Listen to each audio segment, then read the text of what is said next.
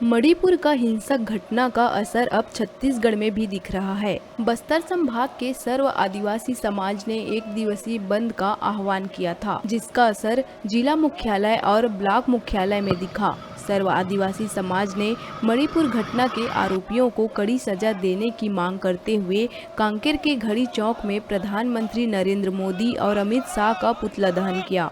इस प्रदर्शन में मसीह समाज के लोगों ने भी अपना समर्थन दिया। आक्रोशित आदिवासी समाज के लोगों ने आने वाले समय में उग्र आंदोलन के साथ बीजेपी कार्यालय में तोड़फोड़ करने की चेतावनी दी। आज सर्वादिवासी समाज की ओर से पूरा बस्तर संभाग बंद था मणिपुर में जो घटना हुई है उसके विरोध में।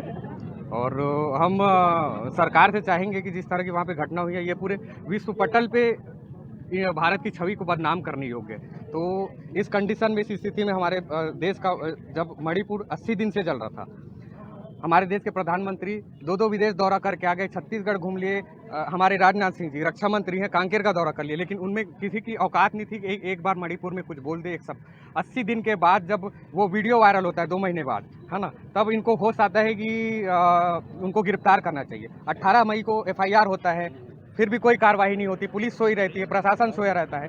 ऐसे में इंसाफ मिलेगा तो कैसे मिलेगा हम आदिवासियों को? हमारे भारत की बेटियों का बिल्कुल सुरक्षा नहीं किया जा रहा है। हमारी जो बहनें हैं, जो पीड़ित हैं, उनके लिए हम लोग कहना चाहेंगे सरकार से कि उन्हें जिन्होंने उनको पीड़ित किया है, जिन्होंने उनको सहायता नहीं किया है, जबकि सरकार को सहायता करना चाहिए, इस प्रकार से कोई सहयोग नहीं किया गया है।